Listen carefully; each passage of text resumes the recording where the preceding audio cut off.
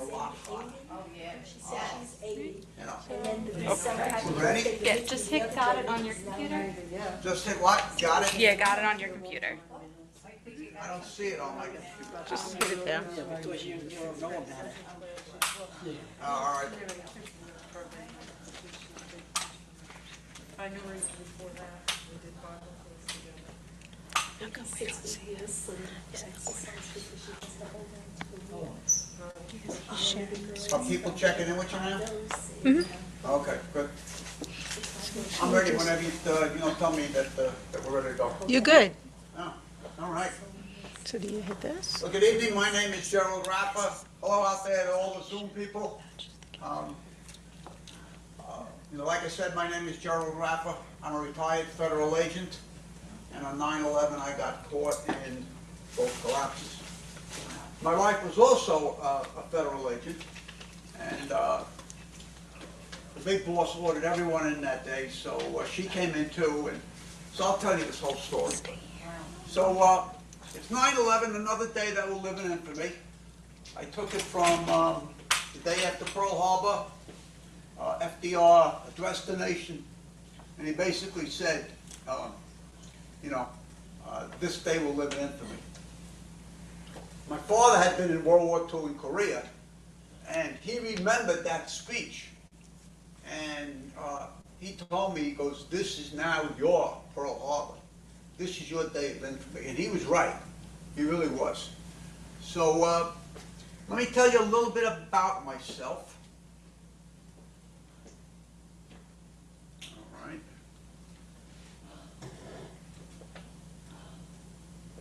No, it's not working. Huh?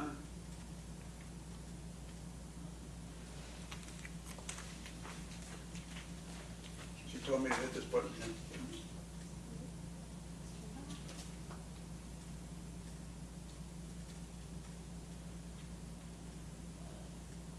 Can we go back to just a regular screen so I'm not on this? Should be able to just. No, there you go. All right, so. Can we check the lights a little? Yeah, sure. So, like I said, my name is Gerald Raffa. I'm a retired federal agent. My wife was a retired federal agent, too. Both of us worked for the Bureau of Alcohol, Tobacco, Fire, and Explosives. I was employed by ATF for just about 32 years, and I had 2 years in the Marine Corps. I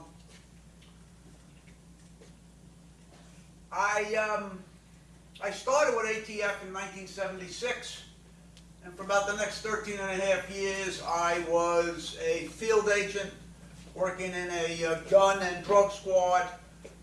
We were buying guns undercover on the streets of New York City. We were buying drugs, buying explosives, anything we could get our hands on. People were selling, we did it.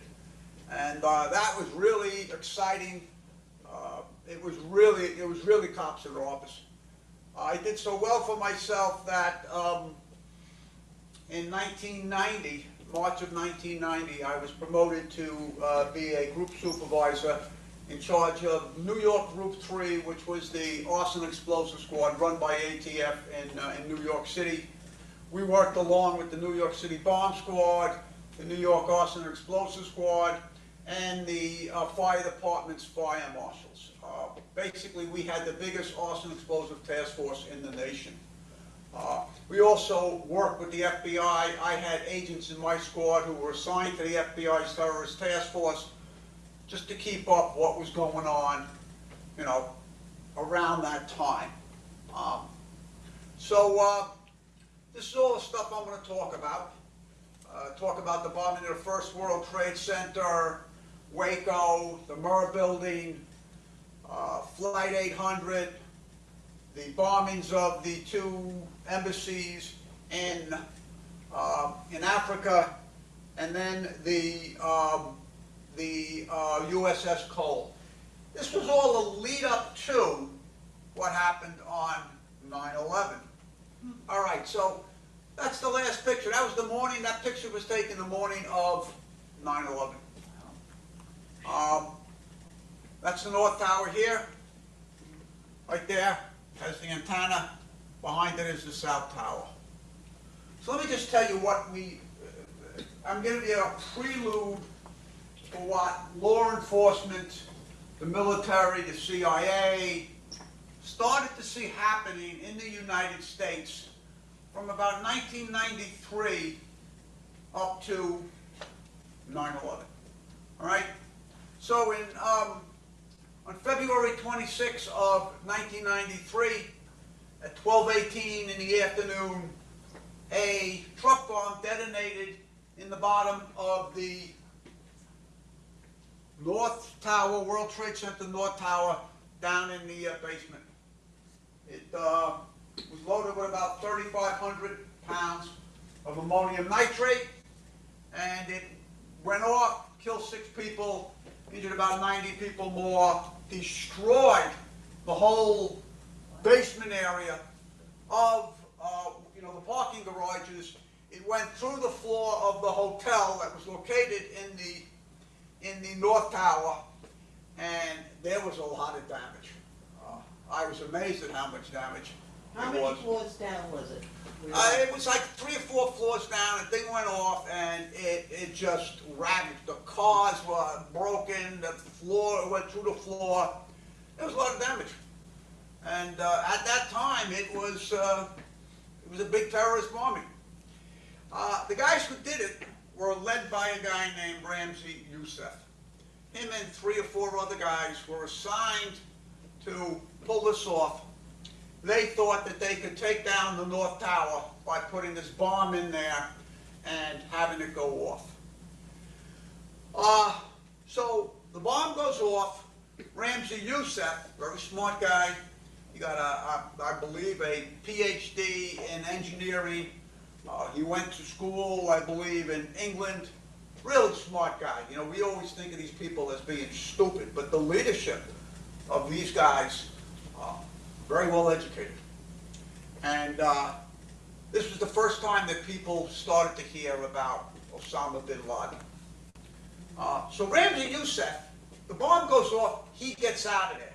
His 3 henchmen, they're still here, and about 3 days later, they go back to the place where they rented the truck to get their deposit back. Well, within 2 days, the people who were working down there, working on the site, it was the New York City Bomb Squad, it was the Arson Explosive Squad from the New York City, it was the FBI, and it was ATF. We were all down there in the bowels trying to find whatever we could. We located the rear axle of the vehicle, and on there was a VIN number, a vehicle identification number. We were able to trace the VIN number back to the place where they rented it. We set up, it was over in Jersey, we set up there, and you just couldn't believe it. These 3 guys show up to get their money back for this thing. It's mind-boggling.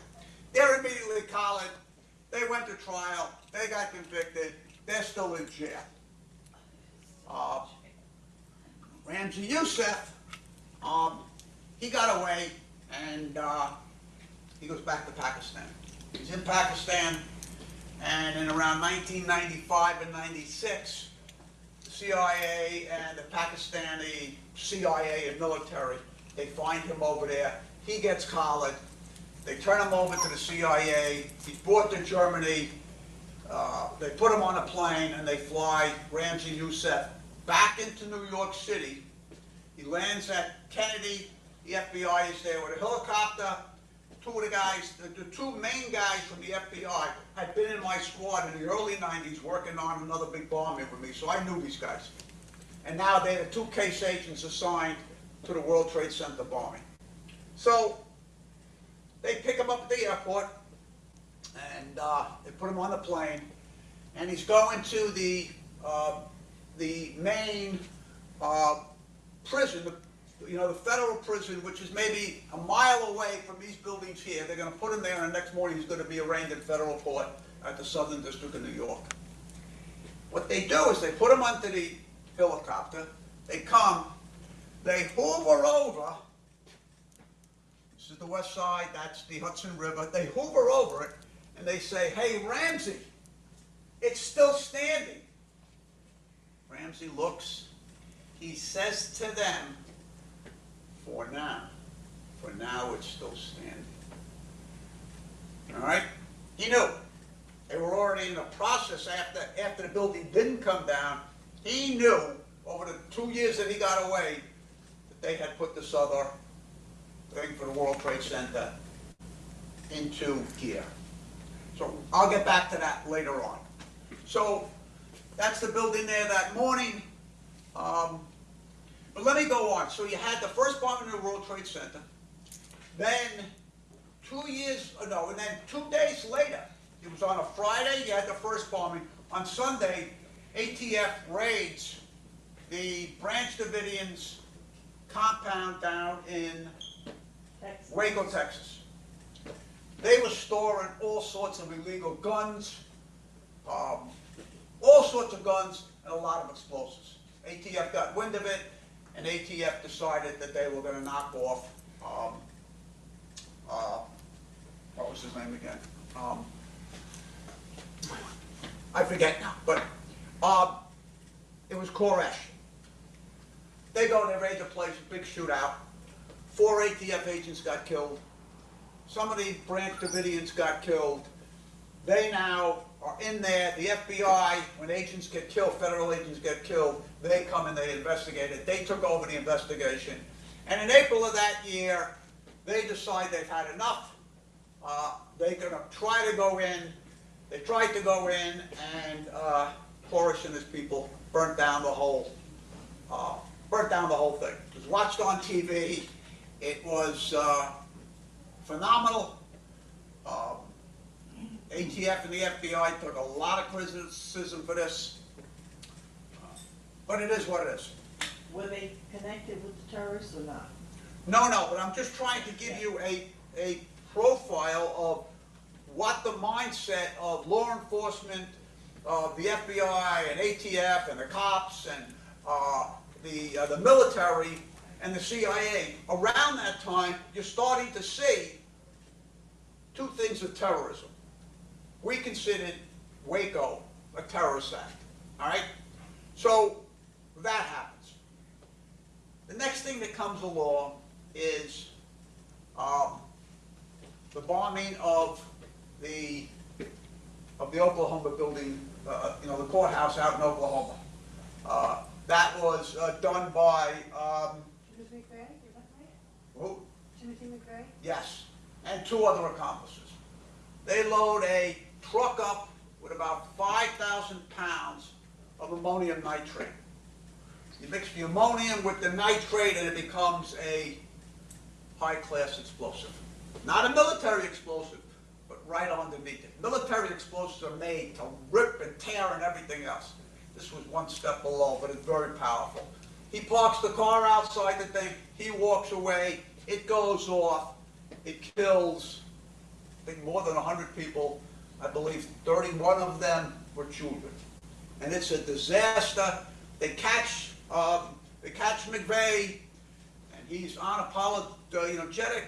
He basically said this was payback for what happened at Waco. He's tried, he's convicted, he's sentenced to death. They kill him, and the other 2 guys who were with him, I know at least one is now out at the Supermax in Colorado. That's the Supermax federal prison out in Colorado. It's built underground, so you can pull in. There's fencing all around it, and the whole thing is built on the ground. If you're there, you get 1 hour a day to come out. Otherwise, you're in that cell underground. The people can't talk to you. If you're sick, they'll talk to you. If you need a doctor, they'll talk to you. If you want your lawyer, they'll talk to you. But they're not going to talk to you if you want to have conversations. They'll only give you the Bible, the Koran, things like that. They're not giving you anything else. What's his name was just out there. He died. The guy from Massachusetts, the Unabomber, he just died. I don't know if you guys read that. About a month ago, he had killed a lot of people. And his name was, Ted Kaczynski. He just died. He was out there. He killed 3 or 4 people. He was out there. He got sick, and he basically couldn't take it anymore because These things are made to break you down mentally. Because we as humans, we need other humans. If you're in a cell 23 hours a day, you're not getting any stimulation. So he was sick and he decided, hey, I'm going to end it, and he killed himself. So that was that. Then we had in July 17th, I think it was, of 1996 and 97, I forget, I'm getting old, but we have Flight 800 go down right off the coast of Long Island here. And nobody knows, well, the next day, my wife was actually stationed out here, and she was doing interviews with the cops and the FBI and all the rest, and people were saying, hey, we saw stuff going into the sky. You know, so this was alarming in the fact that, was it a terrorist act? On purpose? Or was it something else? So it fell upon New York City was involved because the plane left from there, the FBI, ATF, Suffolk County PD, CIA, the Navy SEALs were diving, they were bringing all this stuff up. It was incumbent upon us that we find out what happened with Flight 800. Was it a terrorist act? And if so, who did it? No. And was it not a terrorist act? Was it something that happened to the plane? We needed to find out. The American people were screaming for results, and there was a lot of pressure. I spent the first bombing of the World Trade Center, I was there for about 72 days. We were out at Flight 800, out at Calverton. Well, the first 2 days we were at the Coast Guard station. They were bringing in a lot of stuff. They had set up a morgue there, and it was pretty. The morgue was bad. There were a lot of people in there, but there were a lot of kids, and that was hard. So we spent 2 days there, and then we moved the whole thing up to Calverton, the old Navy Air Base up at Calverton out here on the island. They had a huge hangar there, and what we were tasked with doing was to rebuild the plane, the pieces of the plane, and find out what happened to the plane. Now, you're probably scratching your head saying, how do you, when I first heard it, I was like, what? How are we going to rebuild the plane? Right? What I didn't know at the time, though, is on every about 4 feet of every plane that's manufactured, there's a serial number. So they were starting, they would get these pieces, however big or small, and they knew where to put them. And they built the whole structure that they could put the plane back together. And what we did, the protocol was, all the stuff that was brought up there had to be tested. And what were they testing for? They were testing for explosive residue. Because if there's explosive residue, it means that, hey, maybe a missile did hit it, or it means that somebody planted a bomb on the plane and it was some sort of terrorist action. So every piece that came in there was met by 5 people. You had a Boeing pilot, you had a Boeing engineer, you had an ATF agent, you had an FBI agent, and you had a chemist. So there was like all sorts of teams there just waiting for this stuff to come in, the piece would come off, they would all look at it, and what they were doing, they were testing these pieces for explosive residue. The other thing they were looking at was, if it was a missile, missiles are designed to go up, they get in the proximity of the plane, 10, 15 feet away. Inside the missile is a proximity fuse that can tell, oh, we're 10 feet away, I'm going to explode, and it explodes. And what it does, it sends all the shrapnel that's in there, and all the explosive force of the missile would go into the plane. So what does that mean? If a bomb goes off in the missile and it hits the plane, so the bomb goes off here, the plane's here, the stuff is flying this way, what we were looking for on all these pieces were there evidence of some sort of metal from the missile going through the fuselage of the plane. Because if there was, it would mean that the piece hits it, and what it does is it bends the metal inward as it pierces the hull of the plane. All right, everyone got that? So you would see on these pieces that came in, it would show that stuff had hit the plane, and it would bend the metal inward. Now, we got about 95% of the plane. So if it was a missile, you would have seen that. If there was a bomb on the plane, it would have been vice versa. You're on the plane, it's a contained area, the bomb is inside, it blows up, it's moving, it's going through the plane, and it's entering outward, and it's bending the metal outward. Does everyone understand? Everyone gets the picture? Let me tell you what we found. We never found one piece of the plane. Not one. There was no explosive residue on there. And people said, well, it was in the ocean. Yeah, that's true. And the ocean might have taken away 50% of the explosive residue, but it could never get 100%. We should have been able to find explosive residue on parts of the plane. We never found that. And the other thing we never found were the holes either going outward from a missile, going into the plane, bending it in, or a bomb going off in the plane, bending the metal out. We never found any of that. And water would not have changed that at all. No, no. So we're left with a dilemma now, and at the time ATF had a huge arson explosive program around the nations. We were doing a lot of arsons. We brought up our arson explosive people, chemists the whole bit, and we looked at what else could have taken the plane down. And what we found was that in the plane itself, there were some wires that had the coating ripped off of them. So the wires were running electricity. And before the plane took off, it was a very, very hot day that day. It's in July. The traffic at the airport is backed up.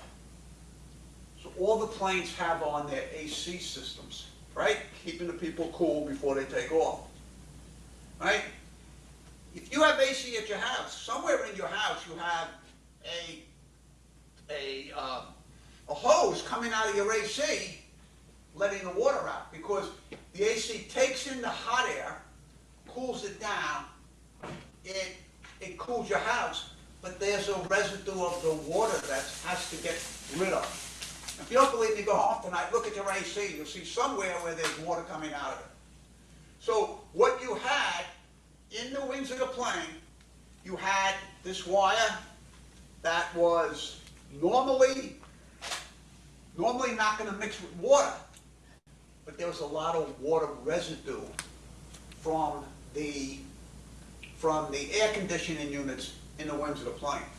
Also in the wings of the plane were the fuel. So what you had was this wire that's broken, it's giving off electricity, the water hits the wire, the thing sparks, you had the fumes from the fuel in the wings, and it blew the plane up. So, after about 70 days, ATF came out with a report. We gave it to the FBI and said, this is what happened. And the FBI was really mad. They were so unhappy with us. So, hey, the FBI then went out and spent over $1 billion over the next 2 years. They brought an actual Boeing, the same jet. They bought it. They blew it up. They had agents all over the country running around. It cost them about another $1 billion. And about 2 years after we came out with our diagnosis of what happened, on a Friday night down in Washington, D.C., and this is when usually they put out bad news, or news they don't want anyone to see, right around 5, 6 o'clock at night, the FBI came out and said, yes, the Flight 800 was taken down by a air fuel explosion that blew the plane up. But we have to be able to prove that to the people. I know people today that they still tell me, I don't care what you say, I don't care that you were out there, I don't care about the reports, this was a terrorist incident. And, you know, I mean, what could I tell them? I could tell them what I did out there, what I saw firsthand, what we did. Everything was documented, everything was there, and they'll tell you, no, it was a terrorist act, and the government didn't want to deal with it, so they covered it up. So, but we didn't know at the time. So you're under all this pressure, especially after the first bombing, after you know, Oklahoma. You're under a ton of pressure to solve these things one way or the other. Then in about 1998, there were 2 bombings on the same day in Africa. One was in Dar es Salaam, and the other was in, I forget. Was that the one in Kenya? What? Was that the one in Kenya? Yes, there were 2 of them. So one in Dar es Salaam and one in Kenya. They blow up. They basically kill a lot of people who were outside the 2 American embassies. A few Americans, I believe, died. But Al-Qaeda, the franchise, that's what they called it, the franchise of Al-Qaeda in Africa did this. So now you have the first bomb in the World Trade Center, all right? Now you have the bombings of our embassies in Africa, and now everyone is just, they're all realizing, hey, this is coming, something's coming. We just didn't know the who, what, when, where, how, and why. We didn't know that. We didn't. But everyone was in a heightened, you know, everybody was trying to get information. You go out to all your informants in the street that are doing guns and buying guns and drugs, and you hear anything. Hear anything. The FBI, the CIA, they're all doing the same thing. Because we know that, in fact, Al-Qaeda was on the march. Then in 2020, a couple of months before the World Trade Center, the USS Cole was in Africa, one of the ports there, I think it was Dubai, but I could be wrong. They're waiting for a ship to come out to supply them. These guys came out with a ship that looked like the supply thing. They pulled up right next to the boat. They set the thing, it blew up. They killed themselves. They killed 20 sailors. They injured a lot more. And now the alarm bells are just ringing. Everybody knows it's coming, but we don't know where, we don't know how, we don't know why. Well, we know why, they hate us, but we don't know what's going to happen. But on 9/11, we sure found out. And that'll be 22 years this coming Monday. I can remember it was a magnificently beautiful, clear day. It was just so nice.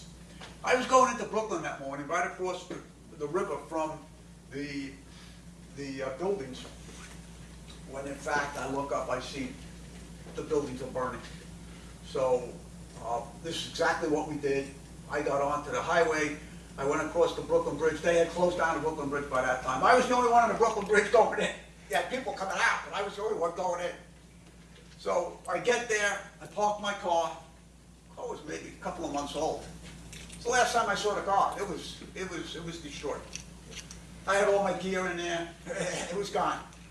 But so I get in there, and now I had worked right across the street. ATF's office was right across the street from the World Trade Center in Manhattan.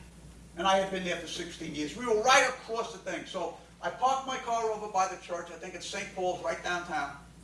I get out, and I'm walking across the street, and in the middle of the street, there was a human leg. It was cut off right here. The pants were still on, the sock was on, the shoe was on, and I was looking at that, I'm like, oh man, it's getting worse, you know. And I also noticed there's a whole line of firemen all lined up by the South Tower. Now, I had firemen assigned to my group. These guys are tough guys. They fought fires, they go into buildings, the whole bit. The firemen, now they all got on all their gear, right? They're weighing 60, 70 pounds of gear. And they've just got orders that they're gonna go into the South Tower and they're going up to try to save people. I can tell you one thing. They're tough guys, but you could see the fear in their faces. These guys, they're looking this and they're looking, and you could tell they were scared. They were really, really scared. So I run into another agent, and she basically tells me that our boss, because our offices were right in between, you know, the two buildings. We were at 6 World Trade Center. That's where ATF's New York Field, you know, division was. I didn't know where the big bosses were, and anybody else that was there that morning, I don't know if they were in there. I don't know if they were killed. I don't know anything. But I'm going to get as many agents as I can and see if we can try to save not only them, but anybody else that we can save. So, oh, and here is number 7 World Trade Center. Right across the street, right there. That's right across the street, on Vesey Street. That was where Giuliani had put his command center. People told him, right on top of the building, don't put your command center there. Something happens, because they had about 20 or 30,000 gallons of fuel to run all the generators that they would need if a crisis came. Well, the crisis is upon us. And when the buildings came down, they hit number 7. Number 7 went on fire. Most people don't know this. At around 6 o'clock that night, building number 7 went down. Most people don't know that. So our building number 6 went down. Number 7 was, well, they were only 4 or 5 stories high. I have pictures of them. But they were all on fire. So I'm like, all right, where do we have to meet? She says, the big boss is over by the river here. He's setting up a command center, and everybody has to go down there. So I'm with another agent. We start to walk south. No, we start to walk west on Vesey Street. All right? So we're walking this way.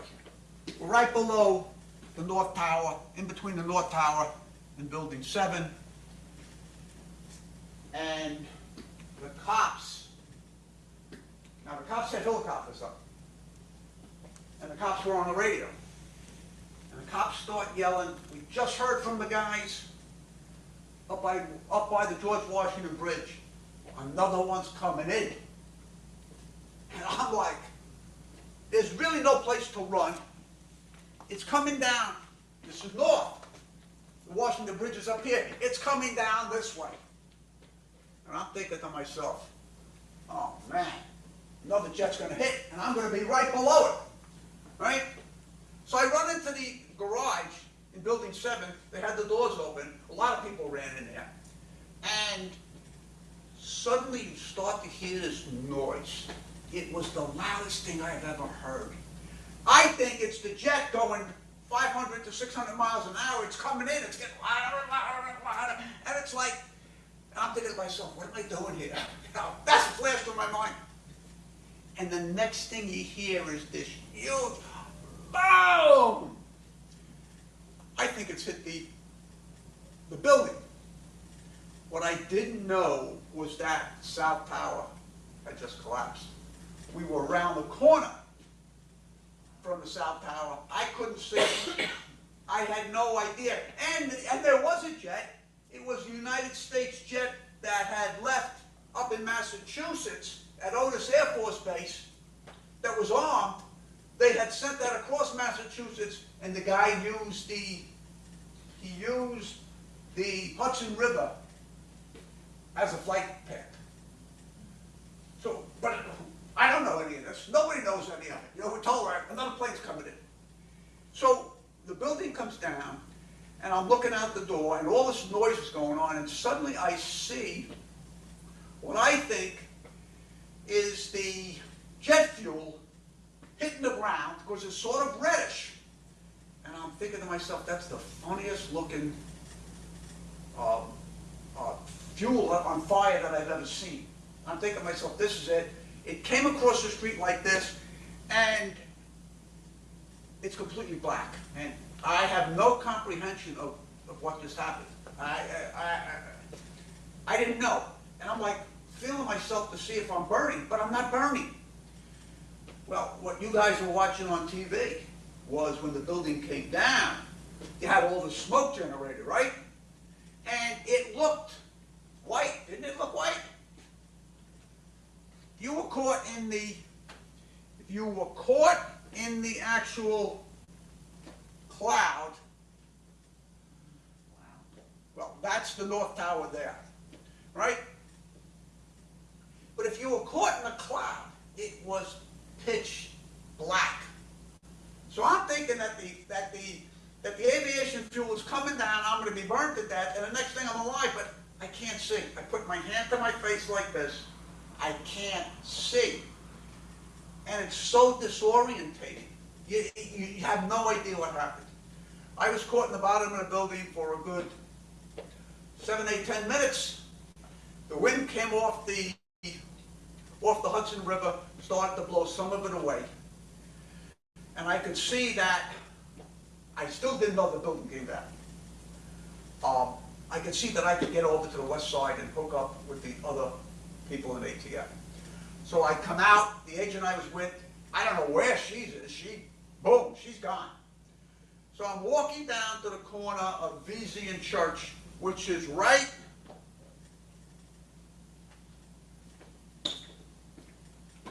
here. I'm walking from over here, I'm walking down. It's a straight shot down. And when I get to the corner of Vesey and the West Side Highway, which was right there, I run into another one of our agents. He's actual EMT. He takes one look at me and he goes to me, "Are you okay?" I said, "Yeah." He goes, "You need oxygen." Now, I'm his boss, but when it comes to a medical issue, because he's the EMT, I have to do what he says. So I said, "No, no." He goes, "I'm ordering you to go get air." Now, right at the bottom of the building of the North Tower here, all the firemen had lined up their trucks, and you had a whole load of ambulances there. All the ambulance guys are lined up, and they're giving out air. They're giving out oxygen. So I got there before a lot of other people. There was only maybe 3 or 4 people in the truck. I get on the truck, and they put an oxygen mask on me, and I didn't realize how much stuff I had taken in. I had taken in a lot. And now I realize when I'm getting the air, oh, I must have taken a lot of stuff into my lungs, right? So I sit there for about 2 or 3 minutes, and I'm looking out the back of the truck, and now there's 50 or 60 other people just lined up. They need air too. So I said to the guy that was in there, I said, "Look, I've got air." He said, no, you shouldn't leave. I said, "Listen, I'm leaving. I got some air. I'm feeling a little bit better. These guys deserve to get some air too." I got up out of the chair. I walked across the street. Now, I'm on the other side. I'm right in front of this building here, looking across the street. And I see all these guys, they're all lined up. They're all lined up for the oxygen. All the firemen across the street, they know the building's on fire, so when they go to a scene, they park their vehicles right outside where the fire is. And outside there had to be, I don't know, 70, 80, 100 firemen just waiting. Inside the North Tower, in the bottom here, is where the New York City Fire Department set up their command center. It's loaded with their top commanders issuing orders. And they're inside. So as I'm across the street looking, there were a lot of firemen. I mean, there were a lot of cops there. Now, what I didn't know was before the first tower came down, there was a helicopter, a New York City PD helicopter up there, watching the top of the building. And what they saw right before the building came down was they saw that the roof of the building was starting to buckle. And then they saw the building go down. Now, I didn't know, I thought it fell this way. And I'm thinking, if it fell this way, it's killed 1,000 more people, thousands, right? I didn't know that it basically came down like this. So, when the cops start yelling, now the only thing that's left is the North Tower. You can't even see the South Tower. The cops basically, I said, where'd all the smoke come from? They said, what? And he said, where'd the smoke come from? They said, the South Tower fell down. And I'm like, what? And they said, yeah, the South Tower came down. And now it's like, my mind starting to think, maybe that's where the smoke came from, all the smoke that I inhaled and all the rest. So, the cops are now getting from the helicopter above the North Tower. The guys in the helicopter start to see the top of the North Tower beginning to buckle. And the cops start yelling, run, it's going to come down, it's going to come down. But I didn't even know, they hadn't even told me, they just said the building came down, but they didn't tell me about the helicopter being up there. I know none of this, right? It's mass chaos. And everyone that's outside the building, they begin trotting either south away from the building, south is this way, north is this way. I'm closer to north, I start one of these, like this. And what I also didn't know was that the police and the firemen were on two different frequencies. The firemen couldn't hear what the cops were saying about the building coming down. So at the bottom of the building here, you got all the firemen with the trucks, standing outside, waiting for orders from the big guys inside. When suddenly, out of nowhere, you see this, the tower start to go like this. And everybody now starts an all-out run. As fast as, you know what it is? I was in the Marine Corps, I work out all the time. I couldn't run fast, I'm still not comprehending why. I'm not being able to run fast because my lungs were filled with this junk. So, suddenly, the North Tower starts to come down. And I was told that the South Tower came down in about 14 seconds. The whole thing just pancaked. This came down in about 13 and a half seconds. So if you were the fireman, or you were the guys in the command center, or if you were just anyone standing on that side of the street where the building was, you weren't able to run fast enough to get away from the building coming down. If you were in a certain distance of where the building was coming down, you could not run fast enough to get away. So I took off up the west side, and you see what's going on. You understand the building's coming down, all right? But you can't believe what you're seeing. You know it's coming down, but the mind cannot process this. It just can't process what's happening in front of you, right? So it's almost like, and I don't say this in a bad way, it's almost like the woman comes home and finds her husband in bed with another woman. And she starts yelling at him, and he says to her, who do you believe? Your lying eyes or me? It's the same thing. You can't comprehend. It's like my eyes were lying to me. This is not happening. I still wake up some nights and think, I'm in a dream. But it wasn't a dream. So I take off up the west side. On the way up there, it was election day that day, Tuesday election day, and Primary day. primary day. And some of the kids at the high school there, the science high school on the west side, about 8 or 9 or 10 blocks, maybe 7 or 8 blocks up, right on the river. Some of the kids are there for whatever reason, right? They're all 15, 16, 17, 18, because it's a high school. What do? They come out, they're watching this whole thing, right? And the cloud's moving up on them. And they get caught in the cloud. Now, they did all studies after this, all these doctors. They did studies on who was affected most by the toxins that were released. They found that young children, babies, young children, and teens whose system, whose defensive system in their bodies was not fully formed. And that these kids here were more likely to get sick from this stuff than the regular people. Which turned out to be true. A lot of them got sick. Some of them died.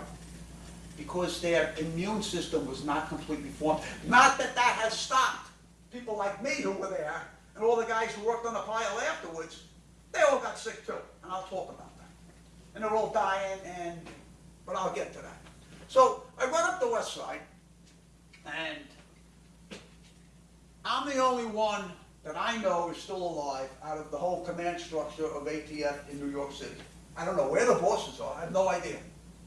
I know that I'm there, and I'm running into ATF agents as I go up. So I start grabbing, come on.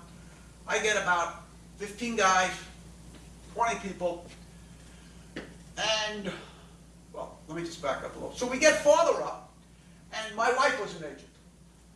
I met her on the job. She came in from right out here in Melville with a cop, one of the cops. They hopped in a car and they zoomed into the city. So when she gets to the west side, they come down by Canal Street. The whole place is closed off. They get a little bit further down. They leave the car, they start walking down. But there's so much smoke. They don't realize that the buildings have gone down. Now the cops and everybody else says, what happened? The buildings fell down, but you couldn't see that. And it's hard to comprehend the building went down when in fact the smoke is obliterated it. So on my way up, I was so thirsty. There's a fireman there with one of the hoses, and he was giving guys drinks. So I said, give me some water, give me some water. He gave me the water, and I said to him, I was covered in stuff. I was covered. I said to the guy, just squirt me in the face so that I can get this stuff off. Well, that was a bad move because he wet me down in my hair, but all the stuff, all the paper and all the rest of the stuff is now clinging to me. And I look like a mess. And I had just gotten, my wife had gotten me some new shoes and pants, and I was going to a meeting that morning. And out of nowhere, suddenly my wife is standing there, right? I have no idea she's even there. And she looks at me and she goes, what the F happened to you? And I'm like, the building came down. She goes, the building didn't. I said, yeah, the buildings came down. And no, I mean, because you couldn't see it. And it was like, and she's like, you're not kidding? I said, no, I'm not kidding. So I get everyone together and I said, listen, it's our job to go back down. We got to go back down. We got to see if we can save lives down there. No matter what we do, we're going to go down and we're going to try to save people's lives. Everyone agrees, we start marching down. And as we're marching down now, this is the middle of the west side there, where we were. And they had just refurbished the whole west side highway. Used to be a mess, but now it was nice. They paved it, it was really nice. And in the middle, they had like a Splande, ESPALAND, where people could sit, and they could have coffee, and you could play checkers and stuff. And we're coming down, and I see this guy. He's sitting on a bench like this. He's like this. And he's dressed in black. I look at this guy, and I say to myself, there's something strange going on. I didn't know what it was, but So I go over to him, I grab him by the shoulder, I said, "Hey, pal, you okay? You okay?" And he looks up at me. I don't know if any of you guys are Catholic. The Catholic priests, they wear the thing around their neck with the white thing in here. I look at him, and I realize he's a Catholic priest. And I say to him, "Are you okay?" He says, "I'm so afraid." He's about 28 or 29 years old. He had long blonde hair, big tall guy. And he says to me, I'm so afraid, I don't want to die. You know, I had been in the Marine Corps, I had been an agent for 25 or 26 years. Not that I'm not afraid, but you don't show that anymore. You know, you have to do what you got to do. So, and he goes, I can't do anything. So I said to him, "Listen, Padre." I called him Padre. I said, "Listen, our job is to go back down and try to save people who are going to die. Your job is to go back down." Now, if you're Catholic, you would understand this. Maybe the Protestants do it, or I don't know now. But the Catholics and Protestants, they believe in, when I was a kid, back in the 50s and the early 60s, I went to Catholic schools, they would call that, the priest was going to give people who were dying or dead extreme unction, which they might already be dead, but if he comes down and he blesses their body and their soul, even if they're the biggest sinner in the world, you won't go to hell. You probably go to purgatory for eons, but you're not going to hell if he can get there in time. So I say to the priest, I say to him, "Padre, listen, you got to go down. You got to get these people extreme unction," which was what I learned in the 50s and the 60s, right? It's no longer called that. It's called the last rites. That's what the Catholics call it now. So he looked at me like he knew that I was no longer a believer in the Catholic Church, and I hadn't gone in years. But it is what it is. I said to him, "Listen, you need to go down. We're going to try to save people. You got to try to save their souls." And I think he realized what I was saying to him. So he stood up. He was like I said, he was a tall guy. And he takes out a shawl. I put the shawl around his neck. He takes out his rosary beads. And over here he had oil, the holy oil, right? And he takes that out too. And he turns to me and he says, "God bless you, my son." He blesses me. And he takes off and heads into the smoke. I kicked myself in the ass today for not asking his name. I would love to meet this guy. I would love to see if he's still alive and how he made out. And I tried to find him, but I've never been able to find him, much to my own chagrin. And it was stupid on my part not asking him. But, you know, you're caught in this situation. I had to get my people down there and see if we could save people. So that's what was going through my mind. So we get down to the corner of Vesey and Church. Right here was where the ambulances all were, and where the firemen all were. And I don't know if you guys know, one of the things that the firemen wear, they wear a thing called a Scott pack. It is a thing where you have air. So if you're going into a building and the building's on fire, you don't want to breathe that hot air, because what it'll do is it scorches your throat, closes your throat, you can't breathe, you're going to die. So they have their own air, so when they go into a building, they can go in there for 45 or 50 minutes if need be, you know, to try to save people. Once the Scott pack starts to get low, with about 5 minutes left out of 45 or 50 minutes of air, they start to chirp, letting the firemen know, "Hey, you got 5 minutes left. You better get out." So we get down right to that corner there where the building came down. The place was on fire. The mound of stuff is 35 feet in the air. And all you could hear was the chirping of the firemen's Scott packs. all the firemen that were outside by their trucks. They all got killed and they're all buried. But all you could hear was the chirping. And when I first heard the chirping, I'm like, why are the birds here? The birds would have flown, right? They're out of there. They don't want to hear this stuff. And then I realized it was the Scott packs going off. And now you know all these guys are dead and they're buried in there. But there's nothing you can do. You're not going to be able to, thousands, hundreds of thousands of tons of heavy cement and grinder, the pillars, you're not going to, they're dead. So we come around the corner, we're there, I showed you this, right? And the other big thing was, I got there a little bit after the people were jumping. A lot of my agents were already there. And what they told me was that they're looking up and they start to see people jumping. And they would tell me later on, they'd wake up in the middle of the night screaming. They still, I'll tell you a little bit more, but they see the people jumping. And we would always debate amongst ourselves, did they willingly go out? They're up there, look at the fire coming out. Your body can't stand that fire, the heat. You just can't stand it. So do you willingly go out? Or is the fire coming and you don't want to burn to death? Whatever it is, and we never came to resolve it. They went out the window for whatever their reasons were. And I gave a speech the other night, and this lady was there, and I forgot to say this.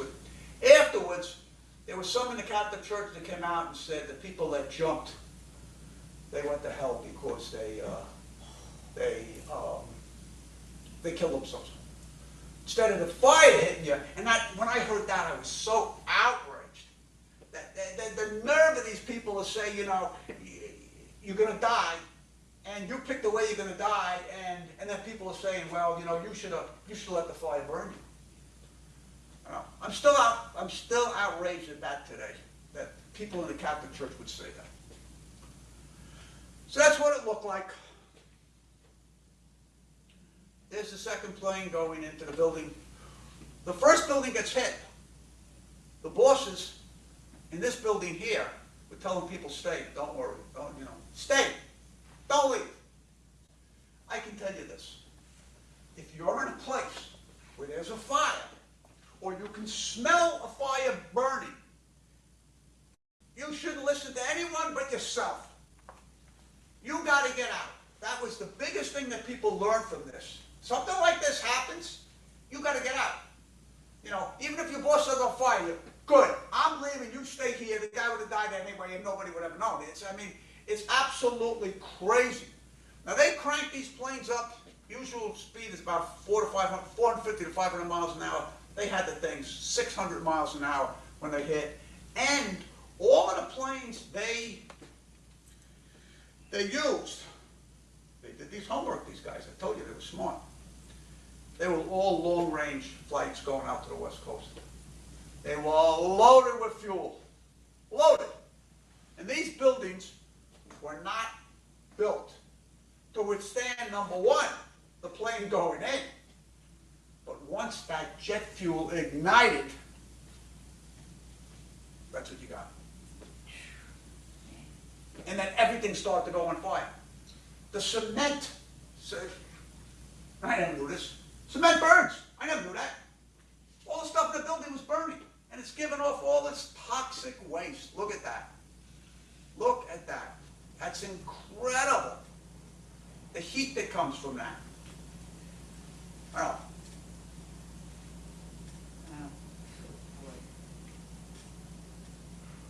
and then all this stuff come down. I told you, it came down in 15 seconds, 13 seconds, 14 seconds. These things here probably weigh 10, 20, 30,000 pounds. You couldn't look how far out it is from the building. You can't run far enough. You can't run. Terrible. That's why I mentioned the white smoke. Looks white there, doesn't it? Huh? It almost looked like snow. Once you were inside it, though, it was pitch, and I'm telling you, it was pitch black. It was so black, it was unbelievable. When we get to Bezian Church, that's what it looks like. Here was our building over here. That's where we were, right here. But look at this. Now you're going to save people there. There's no saving people. 2 people were saved. A couple of firemen got caught on like the 7th floor, and the stuff came down, but it didn't kill them, and they found them. But besides that, there were very few people who were rescued. That's our building there. So when I get there, I'm looking at this, and when I was in college, I read Dante's Inferno, right?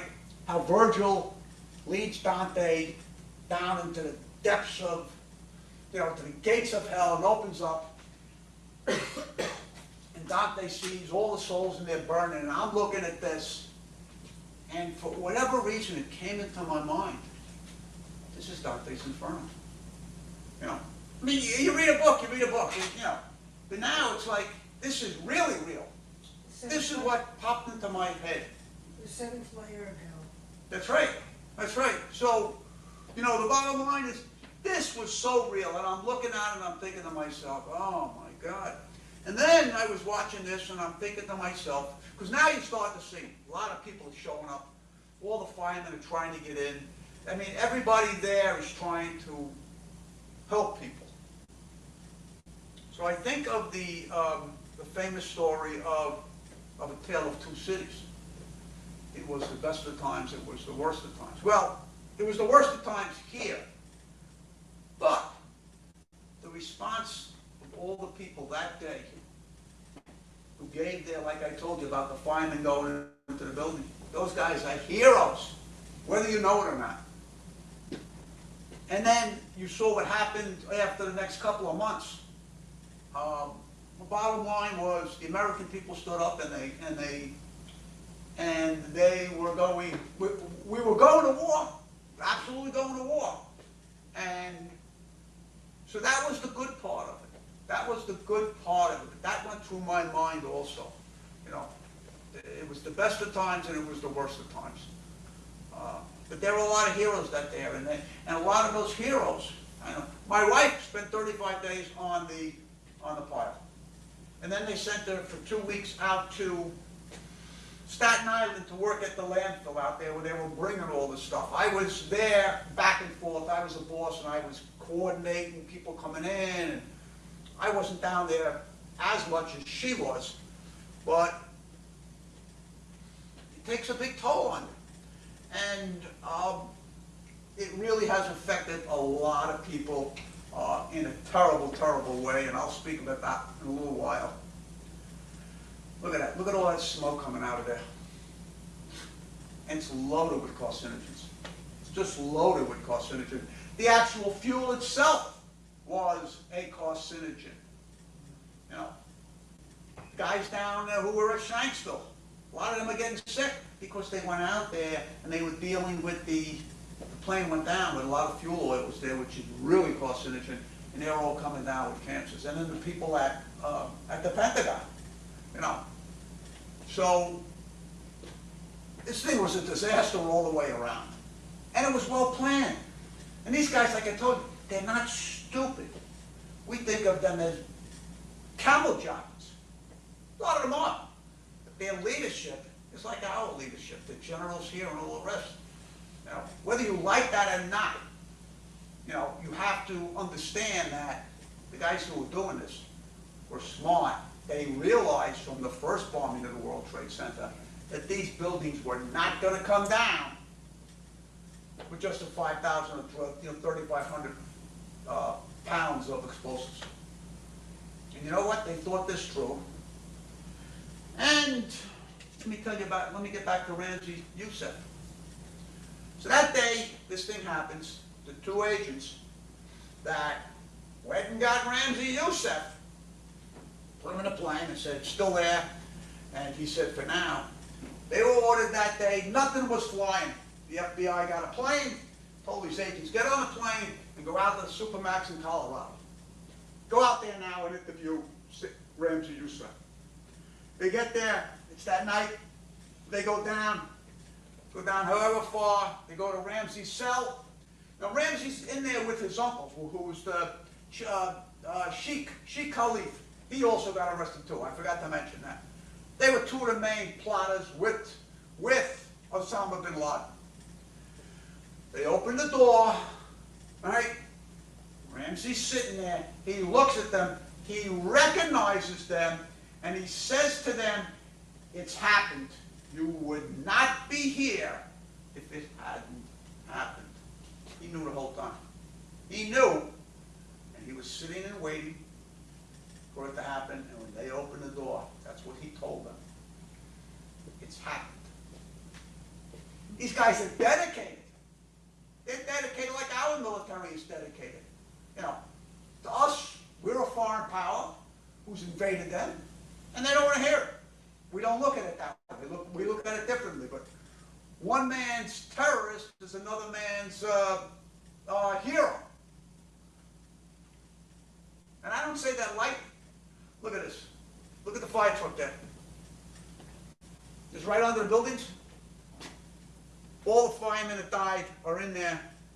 By this time, their Scott packs had gone off. But look at that.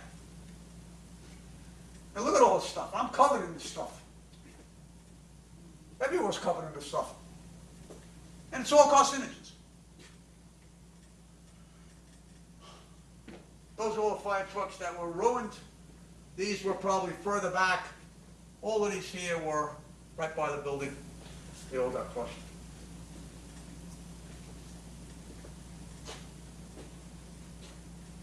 And my wife worked out there for 2 weeks.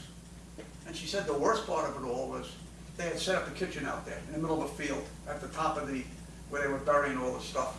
All the methane from the stuff that they had buried, because they had closed this and they reopened it up on 9/11. All the methane is bubbling up into where they're eating their lunch and stuff. My wife said, she says, I wasn't eating there, I wasn't eating the food. She brought her own food, you know,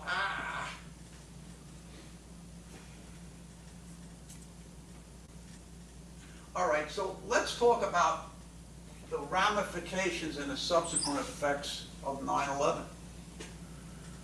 Most people don't think of this.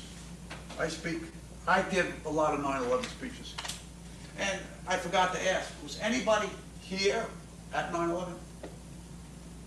My husband was across the water and saw planes going. In what? He was in Jersey City. You're lucky to be in Jersey City. You have no idea. Believe me, I know. The other night when we were at, I was over in, in Nessequa, right? Yeah. Wisconsin. Midtown. And this woman was there, and there was a man there. I asked at the beginning, I said, is anybody there? He raised his hand. I said, have you joined the World Trade Center Health Program? And have you put in for the VCF, which is the Victims Compensation Fund? And so I still had to give the speech. I said, talk to me afterwards. And afterwards I said to him, have you taken, I said, have you had cancer? He says, yes, I have. I had my bladder. I had bladder cancer. I said, this was after 9/11. He said, yes. I said, have you put in to join the World Trade Center Health Program? They'll give you free health care. You have to give them 2 affidavits from people who saw you down there. But once you do that, they'll take care of you. And the Victim Compensation Fund will pay you for your sicknesses. And he was there the other night. He says, oh, that's blood money and this and that. Let me put it this way. The U.S. government doesn't give you money because they like you. They don't. I was just certified by the PAC Act. I was down in Camp Lejeune when they had all the tainted water down there. And look what they did down in Vietnam. They knew about the Agent Orange. They knew what it was going to do, and they never told the troops. They never told them. They had all these burn pits over in Iraq and Afghanistan. They never told the guys that they would get sick. So last year they just passed a law to where if you were in the military all the way from World War II to now, that you could get veterans care and you could get reparations for that. And I hear a lot of guys say, well, that's blood money, and I'm not gonna take it. Let me tell you once again, the government doesn't give you any money if they don't have to. They know that 9/11 was a complete and colossal debacle. They had information, the FBI was following guys, they knew it, and nothing happened.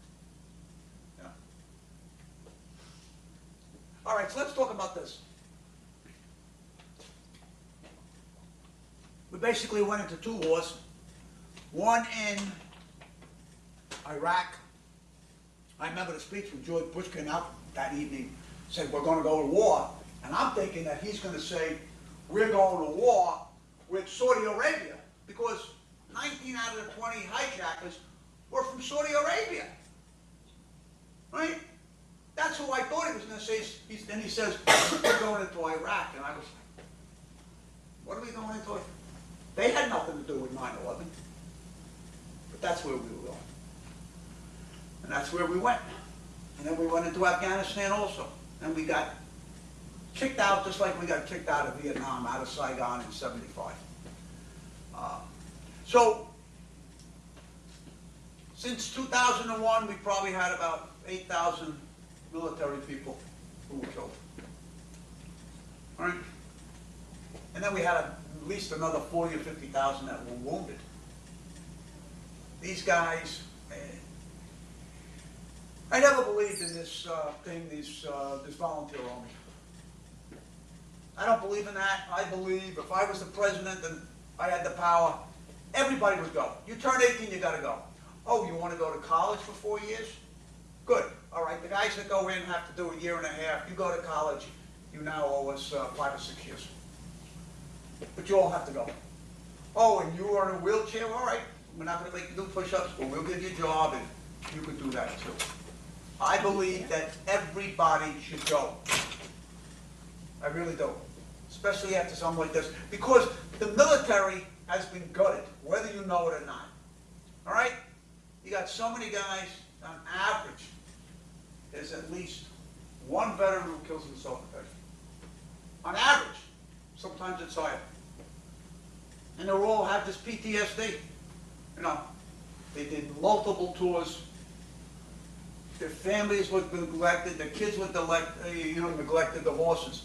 For anyone that's married here, you know, you get married and everything's like sweet and good.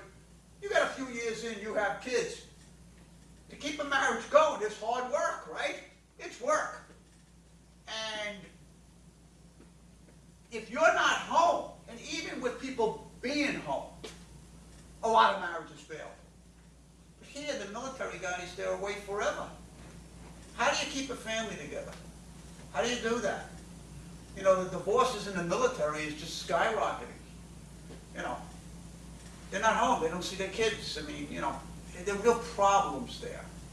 You know, and China has eaten our cake over the last 21 years, 22 years, right? You know, as we're bogged down in these two wars, and I could see us going into Afghanistan. I understood that. But we stayed a lot longer than we should have. We should never have gone into Iraq, in my humble view. You guys might differ in that. But China has taken their economy and their military, and I would not be surprised that in the next couple of years, China invades Taiwan and we go to war with China. I would not be surprised at that at all. And I think that most people, they worry about it, but I think that's coming down the pike. That's what I think. All right? And all the first responders. All right?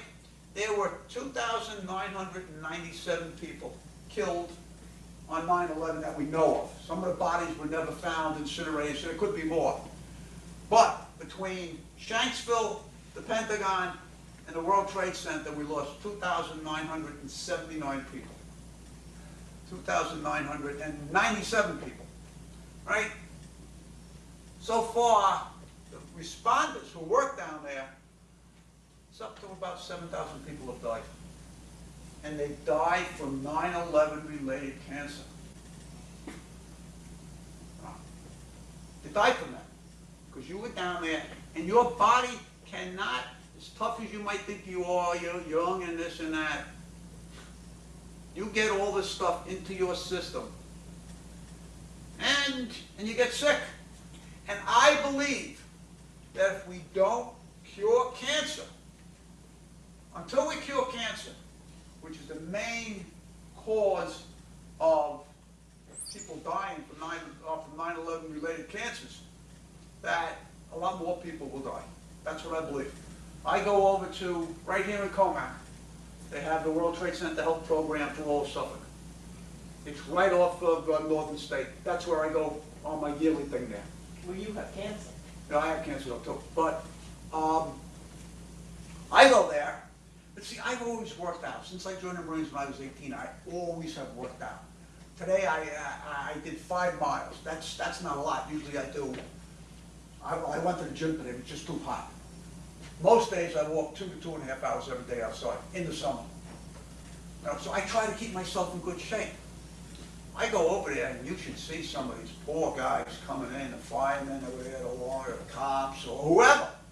You know, you don't have to be a fireman or a cop to join the World Trade Center Health Program. If you were down there, this individual the other night, I asked him, he said, yeah. I spoke to him later on, he said, well, that's like blood money to me. He wasn't listening. So you know what I do now? I turn to the wives. I tell the wives, this is what you should do. Because I know he's not going to listen to me. But you probably noticed too. Your wife tells you something and she wants it done. You know, she's constantly like this, hey, get it done, get it done, get it done. So I think that I gave the guy my number and I said, hey, listen. I said to his wife, have him call me. I said, look, the government will give you $250,000 for having bladder cancer. Give you $250K. They don't like you, but they're giving you this because they know they screwed up. Now, if you hire a lawyer, because it's hard, I try to do it by myself. The lawyers can only take 10% by law. Most lawyers take 33%. I said to the guy, even if they took 10%, that's $25,000, you walk out with $2.25. And I said, and if you die from cancer, you get another $250. You won't get it, your wife will get it. I said to the wife, you got grandchildren? I'm like, yeah, I have grandchildren. I said, are your kids struggling to put them through college or schools or whatever? I said, yeah. I said, talk to him. Talk to him. You know, and they're not giving this money away because they like it. They're not. I go down to the World Trade Center, a lot of people there every day. They bring in some of these guys in wheelchairs, they got the thing on their mouth. These guys are younger than me. I'm 72. These guys here are really, really sick. 3 of the guys in my squad have died from 9/11 related cancer. All 3 were veterans. 2 of them were in Vietnam. So they might have got poisoned there. But it doesn't matter where you get poisoned. If you can claim that you were there, they're going to pay you. They're not going to say, well, we think you got it here. They don't do that. And these guys were some of my best friends. The youngest that died, Billy Sheldon, his name was, he was the guy that saw the jumpers. He was telling me, Jerry, I wake up every night screaming. About a month and a half after 9/11, he walked into my office one day and said, I want to let you know that I joined the military. I said, Billy, you're 37. They're taking you? He says, yeah, they're going to take you. He says, I have to go. I said, why didn't you go when I was 18? He goes, to honestly tell you, I was stupid, but I'm going now. And he went. He served. He graduated #1 in his class. He was in great shape, Billy. I mean, he was fabulous shape.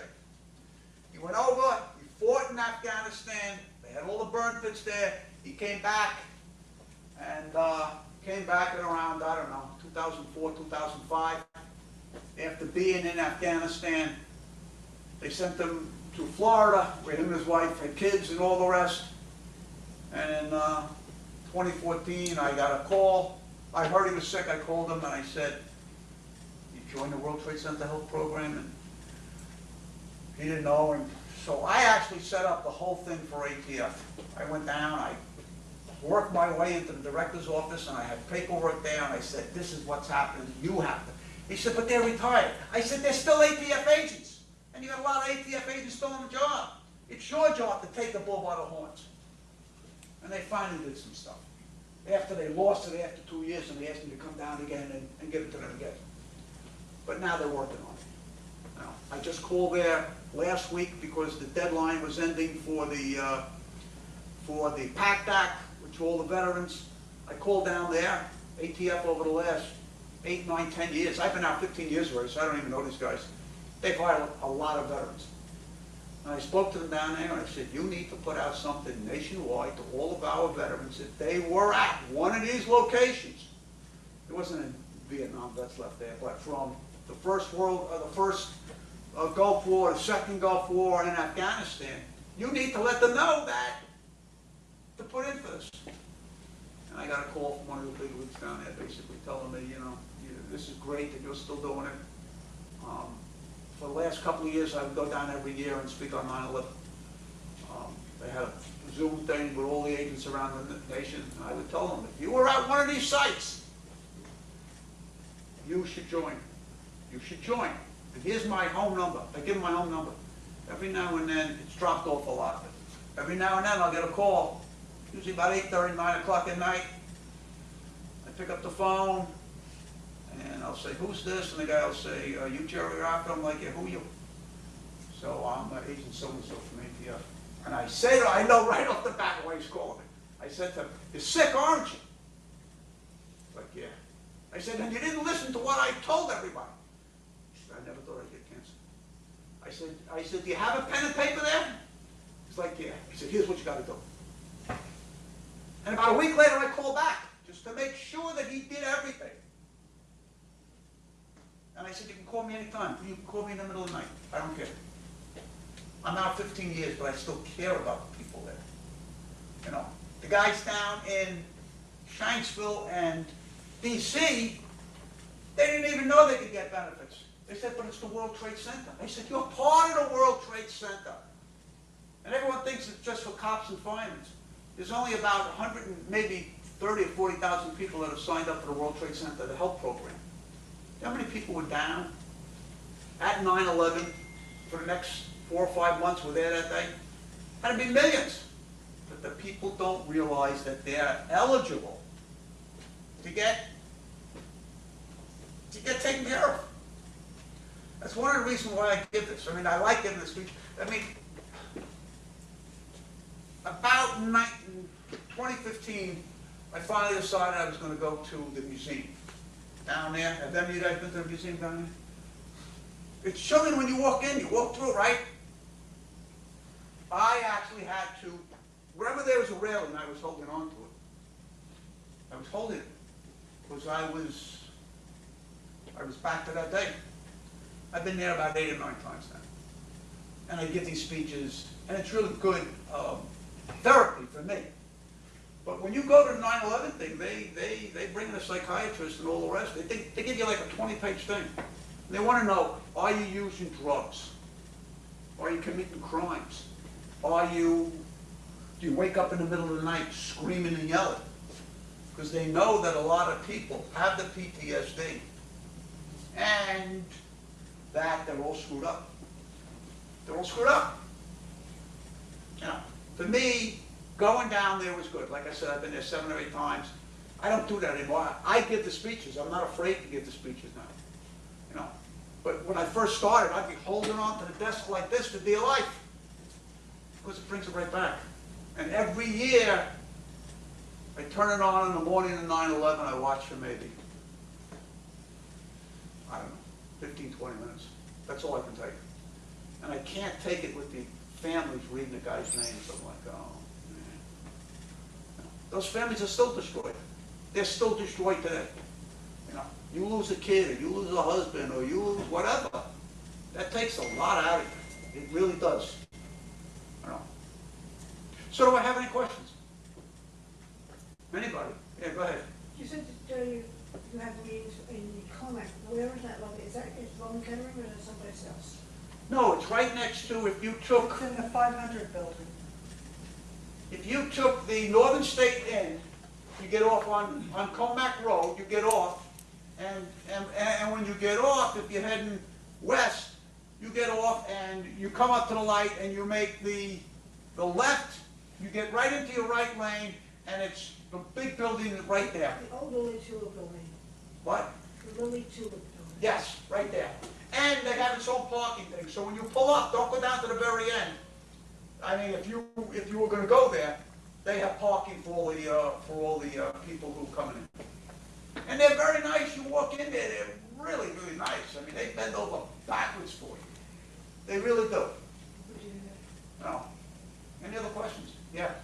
Before 9/11, our government was notified at the training school for planes that these foreigners were, all they were interested was taking off a plane. No, and not- no, not even taking off. They were interested in flying the plane. Oh, only flying, not even Only taking flying. off. But they, I know they didn't want to land, know And how to that's land. one of the reasons And they why never the did government... anything about it. Well, that's why the government, they realized that, hey, they screwed up.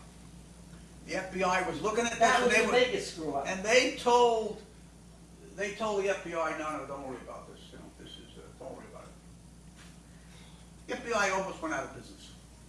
Bush wanted to get rid of the FBI. The next day, he was talking to his cabinet members saying, we're gonna get rid of the FBI. And they said, you can't do that. Give it a year, give it 2 years, but you can't do that now.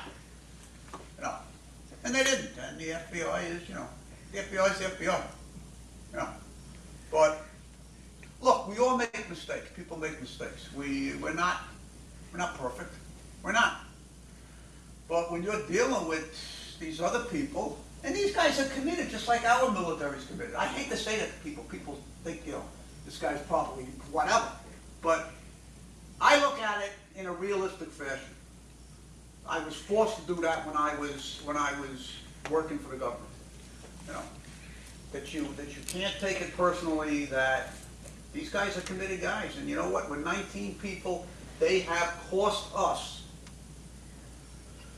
probably $100 trillion in money. We've had all these people die in the military. You know, it's a big cost. It's a big cost what we have paid, and what it's done to the United States over the last 22 years. The United States is not the United States that I knew back in when this happened. I mean, it's much different United States. They don't even teach civic in schools anymore. When I went to school, civics was one of the main things. You know, history. They don't want to teach history. I mean, I'm very worried about the United States. I am. I'm worried what's going to happen. I don't know what's going to happen, but... And look, we could still get hit. We could still get hit. You know. I mean, Al-Qaeda is now building back up in Afghanistan. They're opening up all the camps again. Well, and we're bogged down. We're bogged down all over the place. We're like England was, you know, an empire. You know, but the empire is constantly fighting wars. Constantly fighting wars. Think of all the wars we've had over the last century. Or since World War II. We're the big guy on the block. When you're the big guy, you go to war. We went to Vietnam. Did you know that the Ho Chi Minh, he came to the United States and said, listen, we're not communists. We're not communists. We're socialists. We don't want to have a war with you. The same with, what's his name down in Cuba? Castro. He came. He basically said, look, you know, we don't want to be communists. We want to be your friends. But anything to do with communism or socialism, the United States can't and won't do anything. They, you know, what did they go to Vietnam for? What did they have there? Did they have anything? What did they have? And we lost what? 57,000 guys, a couple of 100,000 in. It broke the country apart, right? people were going to Canada, you know. I remember coming home on leave, they'd be getting spit on. You know. Not good. So I hope you enjoyed this. I hope maybe you learned something. Yeah. Just as a matter of fact, before 9/11, the Pentagon was starting to be reinforced, and the plane hit where it was already reinforced. If it had hit any of the other spots, there would have been more damage. No, nothing like dumb luck. But look, it's still, I mean, this was shocking that day. They not only hit the World Trade Centers, but they hit the Pentagon. Right. You know, and the other plane that was coming back was gonna go into the White House. Right. Yeah. So, I mean, you know, with 20 people, they did a lot of damage. They did.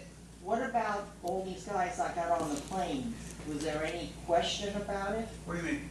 The Afghans that No, got they on, were all, the 19. 19 out of the 20 were Right, but from. was there any question of them getting on the planes? No, they didn't have it, nothing, man, nothing. That was back in the days of doing OJ through the airport. Well, when they closed all the airlines down, they said a bunch of people disappeared, so they're saying that, you know, like you were on a plane,